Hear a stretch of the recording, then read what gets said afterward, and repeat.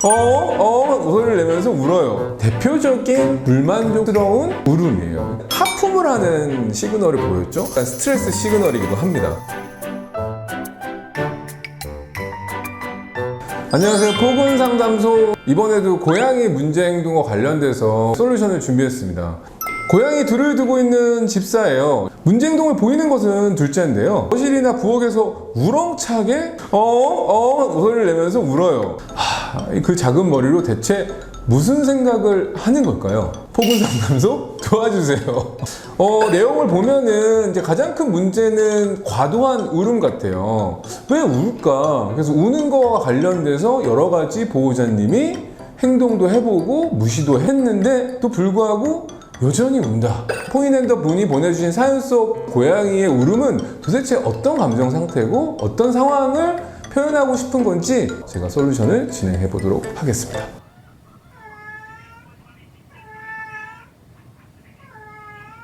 지금 딱 울음소리만 들었을 때는 대표적인 불만족스러운 울음이에요. 그러니까 불만족스러운 울음의 소리는 보통 높은 음에서 시작해서 내려갔다가 다시 살짝 올라오는 형태의 파형을 가지고 있습니다.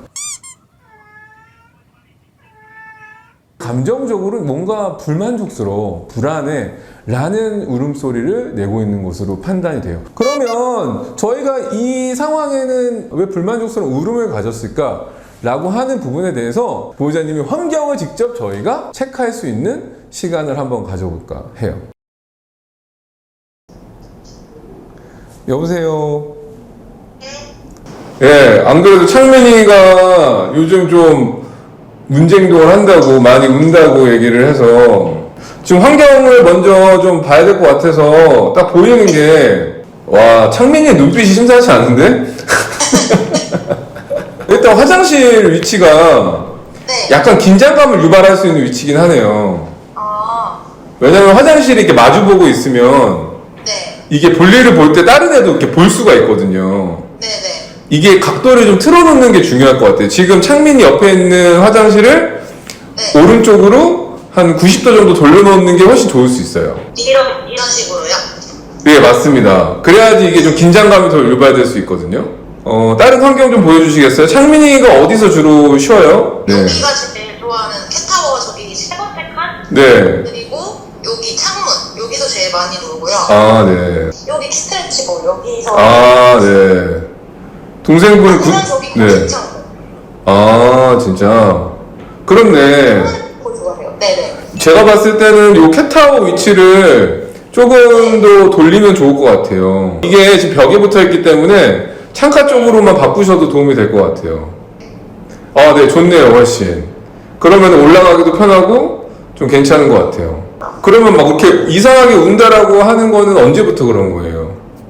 좀 몇 달 됐어요. 그동안 진짜 별걸 다 해봤거든요. 막 시도 해보고, 막 달래도 보고, 안아도 줘보고 다 네. 해봤는데 또 금방 또 가서 또 울어요. 근데 울 때는 제 방에서 안 울고 굳이 나와서 저기 동생방에 있는데 저기 입구에 가서 울거든요. 그쪽 한번 비춰보시겠어요? 우는 장소? 여기. 아, 동생분을 좋아하나요? 아이가? 창민이가? 네, 많이 좋아해요. 저보다 동생을 더 좋아하는 것 같아요. 자율급식 하세요? 자동급식기를 쓰는데요. 아, 네. 먹이 장난감이 없네요. 네, 먹이 장난감은 없어요. 알겠습니다. 왜 우는지 알겠어요.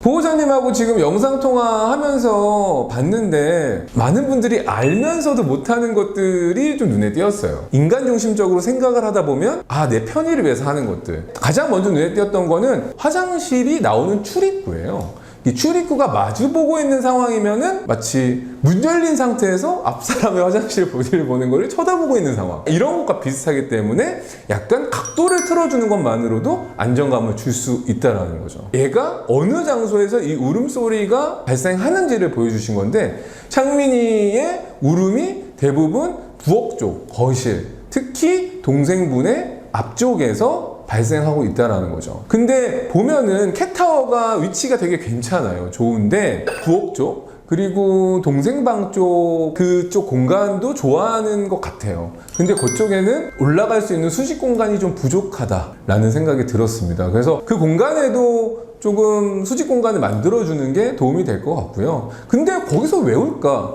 라고 했을 때는 얘는 놀고 싶은데 사냥 본능을 해소할 수가 없다라는 거죠. 그게 이제 보호자님이 이야기해 주신 급식 방법과도 상관이 있었어요. 자동 급식기를 이용해서 급식을 하고 있기 때문에 내가 충분히 사냥 놀이를 하지 않더라도 먹이를 먹을 수 있다라는, 사람 기준에서 내가 안정감을 줄 수 있다라고 하지만 고양이 입장에서는 무료함을 가질 수가 있거든요. 충분히 놀이와 함께 사냥에 대한 보상이 이루어지지 않는다. 게다가 조금은 불규칙한 습관을 가지고 있다. 이러한 것들이 복합적으로 창민이의 불안감과 내 불만족스러운 상황을 울음소리로 발현된 것 같아요.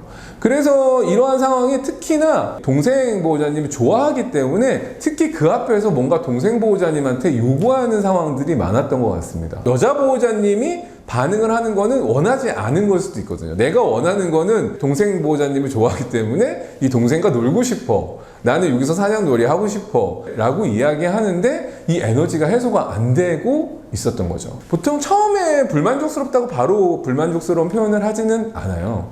이게 마치 이렇게 컵에 들어있는 커피나 물처럼 차곡차곡 감정이 쌓이다가 넘치는 순간부터 고양이의 문제 행동이 발현된다고 보시면 됩니다. 그러면 이 상황의 이유를 알게 됐죠. 동생을 더 좋아한다. 동생과 더 놀고 싶고 나는 편하게 먹는 것보다는 조금 사냥을 통해서 만족감, 자존감을 높이는 사냥놀이를 통한 보상을 받고 싶다.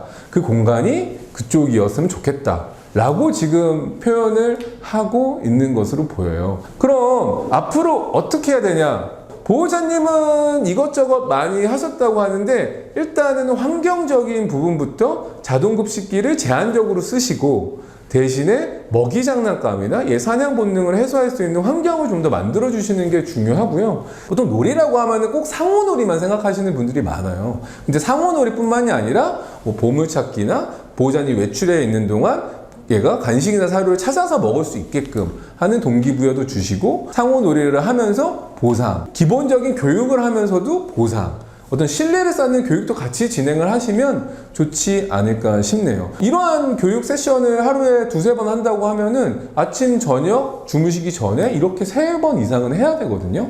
그거를 동생과 분담해서 같이 하는 게 좋지 않을까 싶습니다. 그렇게 되면은 충분히 에너지가 해소가 될 것 같고요. 밤에도 먹이 장난감을 통해서 창민이가 에너지를 해소할 수 있는 환경들을 만들어 주시는 것도 도움이 될 것 같아요. 추가적으로 영상을 보내주셨는데요.